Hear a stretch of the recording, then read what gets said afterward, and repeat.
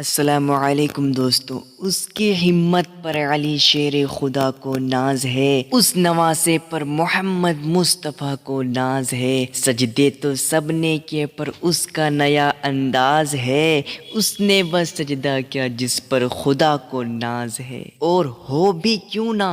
سجدہ فرش والے بھی کرتے ہیں، اور عرش والے بھی، زمین والے بھی کرتے ہیں، اور آسمان والے بھی، جنت کی حوریں بھی کرتی ہے، اور بہشت کے غلمان بھی، اور زمین سے لے کر آسمان تک، اور فرش سے لے کر عرش تک، کائنات کا ذرہ ذرہ خدا بند تعالیٰ کی حمد و ثنا اور تسبیح و تہلیل میں ہر وقت مشغول رہتا ہے، مگر عرش عظیم کے سائے میں سجدہ کرنا آسان ہے۔ جنت کی پرکیف فضاؤں میں حمد و ثنا کرنی مشکل نہیں، مسجد کے حجرے میں اللہ اللہ کرنا آسان ہے، لیکن جوان بیٹے کی لاش پر گھوڑے دوڑتے دیکھ کر، مظلوم اصغر کے حلق پر تیر پیوست ہوتا دیکھ، عباس کے بازو قلم ہوتے دیکھ کر، اونو محمد کی لاش تڑپتی دیکھ کر،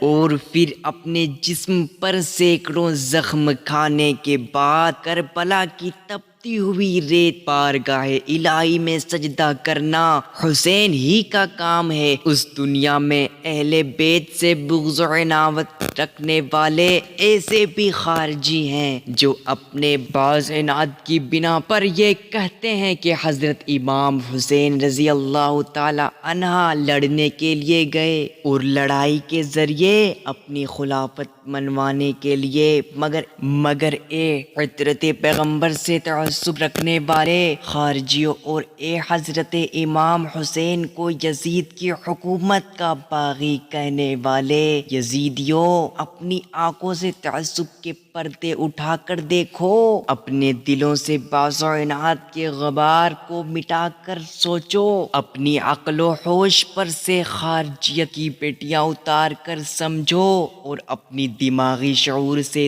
دشمنی امام حسین کی مٹی کو جھاڑ کر بات کرو کہ اگر لڑنے کے لیے نہ جاتے تو اپنے ساتھ عرب کے بہادروں کا ایک لشکر لے جاتے، مدینہ کے غازیوں کی فوج لے کر جاتے، اور مکہ کے مجاہدوں کی تلواریں لے کر جاتے، اور اگر وہ لڑنے کے لیے جاتے تو اپنے 6 ماہ کے شیر خوار اصغر کو ساتھ لے کر نہ جاتے، 6 سال کی معصوم بیٹی سکینہ کو لے کر نہ جاتے، اور اپنی بہن زینب کی عماری لے کر نہ جاتے۔ وہ لڑنے نہیں گئے تھے، مگر ان کو مجبوراً لڑایا گیا، اور جھگڑا خلافت کا نہیں تھا، کسی امامت کا نہیں تھا، اور کسی سیادت کا نہیں تھا، جھگڑا تھا تو اسلام کی سرحدوں کو توڑنے کا، لڑائی تھی تو دین سے دشمنی کی، اور تنازعہ تھا تو شریعت مصطفیٰ سے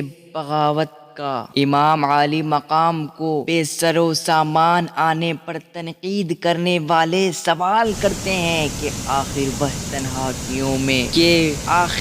تنہا کیوں آئے، بے سر و سامان کیوں آئے، اور اپنے ساتھ عورتوں اور بچوں کو کیوں نہ لائے؟ مگر ایسے لوگوں کو یہ معلوم ہونا چاہیے کہ باطل جب بھی آتا ہے شان و شوکت کے ساتھ آتا ہے، تخت و تاج لے کر آتا ہے، اور جاہ و جلال کے ساتھ آتا ہے، اور ساز و سامان لے کر آتا ہے، اور حق جب بھی آیا ہے بے سہارا آیا ہے، بے وسیلہ آیا ہے، بے ساز و سامان آیا اور تنہا آیا۔ نمرود کے شاہی دربار میں تاریخ کا بیٹا ابراہیم ہو، یا فرعون کے سامنے عمران کافر زندہ موسیٰ پار مکہ کی مجلس میں عبداللہ کا در یتیم ہو، یا یزید کے مقابلے میں فاطمہ کا لخت جگر، آئین مشیت کا ثنا سا ایسا، جس کے قدموں میں ہو کوثر وہ پیاسا ایسا، کیوں فخر سے جھومے نہ رسول عربی، تقدیر سے ملتا ہے نواسا ایسا، تقدیر سے ملتا ہے نواسا ایسا۔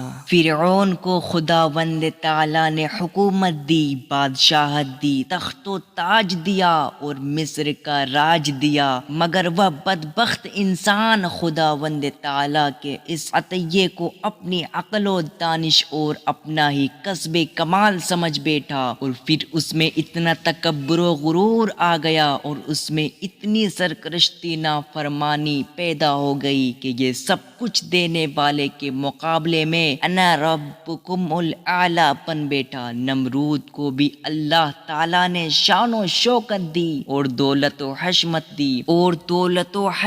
دی، مگر وہ بدقسمت انسان بھی اپنے دینے والے کا شکر گزار بندہ نہ بن سکا، اور وہ بھی اپنے آپ کو خدا سمجھ بیٹھا۔ فار مکہ کے پاس بھی سیم و زر کے خزانے تھے، سونے اور چاندی کے ڈھیر تھے، عرب کی سرداری تھی اور مکہ کی مختاری تھی، لیکن اگرچہ وہ خدا تو نہ بنے مگر اپنے ہی ہاتھوں سے تراشے ہوئے بتوں کو خدا بنا بیٹھا۔ یزید نے بھی اپنے باپ سے حکومت لی اور شخصی حکومت اور آمرانہ بادشاہت، لیکن وہ بھی اپنے آپ کو خلافت اسلامیہ کا حقدار اور مسلمانوں کا امیر سمجھ بیٹھا، مگر ان باطل پرستوں کا انجام کیا ہوا؟ دوستوں آج کے لیے بس اتنا ہی، ملتے ہیں اگلے ویڈیو میں۔ اگر چینل میں نئے ہو تو چینل کو سبسکرائب کرنا نہ بھولیں۔